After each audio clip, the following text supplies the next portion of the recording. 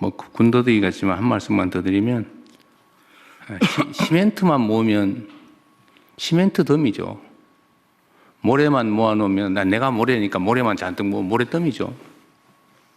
내가 모래면 모래 말고 자갈, 시멘트, 물을 모아야 됩니다. 그래야 콘크리트를 만들죠.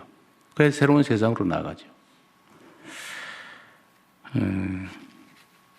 그래서 좀 더 포용적이고 좀 더 융화하는 그런 대한민국이 되길 바랍니다. 하나는 좀 다른 얘기인데, 전에 그 법제처장님 어디 계세요? 내가 뭐 하나 검토해달라고 한 게 있었는데, 지금 현행 법률 체계상 국무총리는 각 부처청을 지휘한다 이렇게 되어 있습니까? 각 부를 통할한다. 부를 통할한다고 되어 있어요. 처청은? 처청은 거기에 당연히 못 소속되어 있는 걸로 되어 있는데 실제로 일반 근데 아니더라고요. 내가 법률을 보니까 법제처도 한번 봐주시면 좋겠는데, 그 대통령은 국무총리도 지휘하고 당연히 그 다음에 부처청을 지휘한다 이렇게 돼 있어요. 대통령이 직접 있더라고요. 총리가 하는 규정도 있고 대통령에 대한 규정이 있어요. 그래서 이 국무회의에 부처는 지금 다 참석하고 또 그 외 위원회들도 참석을 하는데 청은 참석을 안 하고 있죠. 전에 제가 지시사항으로 청도 참석하라고 했었는데 저번에 그렇게 했지 않았던가요? 흐지부지 안 오는 것 같아요. 지금 청에서 오신 분들 있어요? 다 안 왔죠. 그리고 실제로 부에서 청을 실질적으로 관할을 합니까? 그러니까 형식적으로는 지휘하는데 실질적으로 독립되어 있잖아요. 이게 지금 지휘가 안 되는 것 같아요, 보니까. 청은 따로 놀아요. 법무부는 좀 어차피 워낙 한 몸이라서 잘 하는 것 같긴 한데, 다른 데 보면 청들이 거의 따로 행동하는 것 같아요. 그래서 다음 국무회의부터 특별한 사정이 없는 한 청도 다 참여하게 하십시오. 일주일에 한 번이니까. 네, 명확하게. 그래서 그리고 또 하나는 이 지휘와 관련해서 어쨌든 이따가 뭐 국무총리께서 말씀하시면 거기다 이어서 확인할 텐데 결국 지휘 문제도 걸려 있어서 그런 얘기를 드리는 겁니다. 그리고 얼마 전에 우리 업무 보고 이제 마치면서 아직 다 끝난 건 아니죠. 제가 지금 누락된 공공기관에 대해서는 전체 모아서 한번 보고를 따로 하자고 했죠. 지금 한 100개, 남아있는 게 한 100개 넘겠죠? 그래 본들 그렇게. 거기 따로 할 텐데, 어쨌든 업무 보고가 대체적으로 끝난 상태인데, 제가 한 6개월쯤 후에는 업무 보고를 다시 하겠다고 했는데, 보통 이제 1년에 한 번씩 하는데, 제가 6개월 후에 하겠다고 하는 이유는 지금 초기여서 좀 방향을 명확하게 신속하게 좀 잡아야 되기 때문에 그렇습니다. 근데 그때는 좀 첫 번째 업무 보고는 그냥 뭐 하고 있지? 또 업무는 파악하고 있나? 그래서 내가 몇 군데 테스트로 좀 물어본 거죠. 자기가 뭐 하는지도 모르는 사람들이 꽤 많았어요. 평소에 업무 보고를 안 하기 때문에 그렇습니다. 그냥 자기가 하는 일이 뭔지도 뭘 해야 되는지도 모르고 그냥 시간이나 때우고 누릴 것만 누리는 그런 경우가 가끔씩 있어요. 다음 6개월 후에는 그런 일이 없게 각 부처 보고를 부처에서도 한번 따로 할 거죠. 그거 하시고 어쨌든 산하기관이나 산하 조직들이 그런 얼빠진 행동을 하지 않게 잘 챙겨주시고 6개월 후에는 제가 그 상태를 한번 체크해 보려고 하는 겁니다. 초기이기 때문에 그 후에는 뭐 1년에 한 번씩 하든지 그때 가서 보고 이번 업무 보고 다음 업무 보고에 좀 이렇게 주력해 주셨으면 하는 부분이 있어서 말씀을 드립니다. 일단 뭐 그 6개월까지 그러니까 실제로는 집권 1년이 되겠죠. 그 6개월 사이에 성과 뭐 당연히 뭐 이런 중요한 거 일상적인 건 좀 빼고 중요한 성과 그다음에 그때에 계류된 주요 현안, 중요한 일 또는 뭐 갈등이 심한 일, 잘 진행 안 되는 일, 해야 되는데 잘 진행되지 않는 일, 이런 걸 좀 정리해 주면 좋겠고요. 또 한 가지는 전에 말씀드렸는데 지적 사항들이 어떻게 지금 시행되고 시정되고 있는가. 예를 들면 제가 말씀드렸죠. 여당이든 야당이든 국회에서 올해 작년 뭐 이렇게 지적된 거, 아니면 민원으로 지적된 거, 또는 전문가들이 지적하는 거, 아니면 뭐 집단 소유든 어쨌든 이렇게 문제로 지적된 거에 대해서 특히 국회, 감사 이런 데서 지적된 거 있잖아요. 아니면 상급단체에 지적된 거. 이거는 그 지적이 잘못된 거다 그러면 이건 잘못된 거라서 처리 안 함. 종결. 이유하고 만약에 처리해야 될 일이면 처리 진행 상황.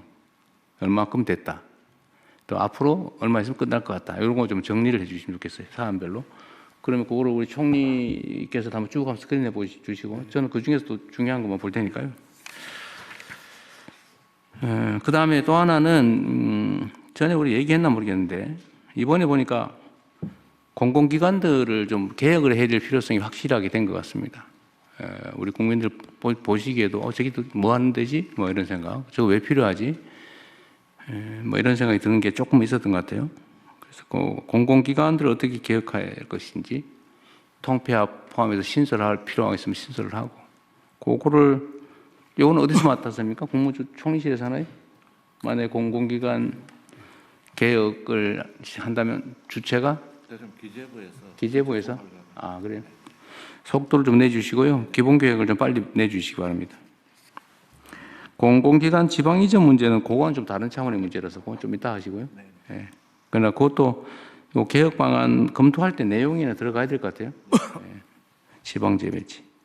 그리고 공공기관 얘기 나온 김에 그 얘기 하나만 좀 갖고 지방으로 가 있는 공공기관들의 원래 공공기관 이전 목적이 있잖아요. 그 목적 중에 지역경제 활성화, 지역발전 뭐 이런 게 주요 이전 목적인데 실제로 거기에 맞게 하고 있나? 그냥 통상적인 업무는 뭐 하겠죠. 근데 공공기관을 지방으로 옮긴 최초의 취지나 목적이 제대로 이행되고 있는지 필요한 게 있다면 어떤 게 있을지도 한번 이번 업무 보고 받으실 때 한번 체크해 봐 주시기 바랍니다. 특히 지방으로 옮긴 경우에는 예를 들면 그런 건데 누가 얘기해 주셔서 말씀드린 건데요. 누가 했더라 잘 기억이 안 나는데 예를 들면 이제 그 얘기를 누가 해 주셨어요 저한테. 국민연금공단이 전주로 갔다. 근데 전주로 갔는데 전주 지역경제에 국민연금공단이 대체 뭔 도움이 되냐? 그 주말 되면 다 서울로 가버리고, 그리고 예를 들면 관련된 뭐 회사나 기업이나 이런 데가 좀 들어왔냐? 그건 뭐 별로 없는 것 같고. 그래서 그때 내준 아이디어가 우리 저기 정책실장이 그 얘기해 줬군요. 예를 들면 그 운용 자산을 배분을 할 때 그 지역에 있는 운용 회사에게 우선권을 주든지 좀 더 인센티브를 줘서 많이 배정을 해주면 제가 보면 다 이사 갈 것 같아요. 그래야 옮긴 취지가 관철이 되죠. 그 정책실장이 낸 아이디어인데 복지부에서 그거 좀 챙겨봐 주시고요. 복지부 어디 계세요? 네, 여기 있습니다. 자리를 다 바꿔가지고 좀 헷갈리기 시작해. 이거 앞으로 안 바뀌는 거예요? 네, 연금공단 챙겨보겠습니다. 그래서 그것도 이제 하나의 사례인데, 그건 아주 훌륭한 아이디어가 됐어요. 정치시장님 아이디어가. 예를 들면 그런 걸 포함해서 좀 그 지역에 좀 기여할 수 있게 방법을 좀 찾아봐 주시기 바랍니다. 그리고 계속 말씀드린 내용이 국민들에게 우리가 좀 더 가까이 가야 된다. 이 가까이 간다는 것도 사실 표현이 부적절하죠. 우리는 원래 국민 속에 있는 조직이죠. 국민 그 자체죠, 사실은. 국민의 도구. 그런데 따로 놀아요, 쉽게 말하면. 국민들은 국정이 어떻게 돌아가는지, 지방 행정이 어떻게 돌아가는지 몰라요. 그거 잘 안 가르쳐줘요, 이상하게. 예산 공개도 참 어렵더라고요, 보니까. 이제는 다 예산 공개하고 있죠? 네. 아세븐에까지. 뭐든지 알려줘야지. 주인한테 알려줘야지. 왜 주인한테 숨깁니까? 그게 이제 부정부패의 원인이기도 하고 복지부동 게으름의 원인이기도 하죠. 최대한 공개하고 보여드리고 왜냐하면 주체니까요. 그래서 제가 전에 관련 단체 수혜자, 이해관계자에게 최대한 많이 접근하고 논의하고 들어봤으면 좋겠다. 똑같은 일을 하더라도 얘기를 들어서 하는 거하고 그냥 일방적으로 하는 건 다르죠. 우리가 그 국민을 주인으로 대접하느냐, 통치나 아니면 정책의 대상으로 격하하느냐, 다 우리한테 달려 있지 않습니까? 그렇게 하면 안 되죠. 그래서 국민과 좀 더 가까이 했으면 좋겠고요. 국민들의 목소리를 잘 들어야죠. 뭐 방법은 아주 다양한데 저는 사실 저한테 오는 메시지 다 읽어보거든요. 그러다 보니까 좀 밤늦게까지 읽는 경향이 있는데 뭐 그런 것도 보고 어디 뭐 댓글도 좀 보고 보면 도움이 되는 게 많아요. 우리가 모르는 걸 아주 정말 잘 체크합니다. 그런데 이걸 악용하는 집단이 있어요. 댓글 선점해가지고 메뉴에다 해놓고 그 거짓말 써놓고 막 좋아요 눌러가지고 조작하고 국민의 눈을 흐리는 요거는 이따 우리 총리께서 한번 말씀하실 때 한번 체크해봐야 되겠어요. 전에 댓글 여론 조작하는 것 수사 좀 하라고 했는데 어떻게 됐죠? 저기 행안부 네, 예, 좀 하고 있어요? 예, 하고 있습니다. 어떻게 하고 있어요? 경찰청에서 전담 조직을 만들어서 만들었어요? 예. 어쨌든 성과를 좀 보고를 좀 하라고 하십시오. 네, 알겠습니다. 너무 지저분해요. 예. 그리고 이거는 우리 한성숙 장관님은 종전 직장 상황을 내가 한번 물어보고 싶은데 네. 그 대표적인 포털이니까 그 댓글에 어떤 사람이 예를 들어 매크로로 쓰는지 어떤 사람들이 조직적으로 하는지를 대충 기술적으로 좀 체크 가능하죠. 네, 기술적으로 IP 체크하면 저희가 이제 댓글 보면서 예전에 체크해 보면 특정한 집단이 반복적으로 쓰는 경우가 그러니까요. 벌어집니다. 그 업무방해 아니에요?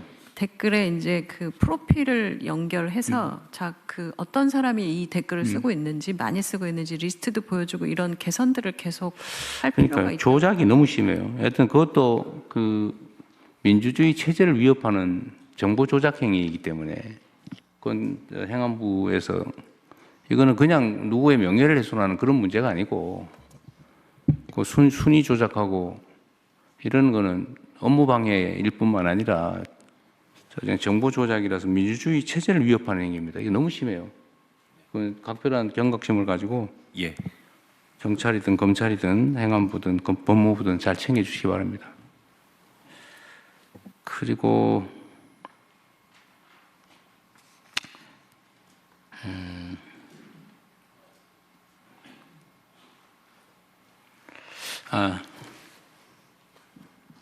저번에 법제처에서 저한테 이 수사에 관련된 지시, 업무 지시의 범위에 대해서 보고서 주신 일 있죠. 예, 그렇습니다.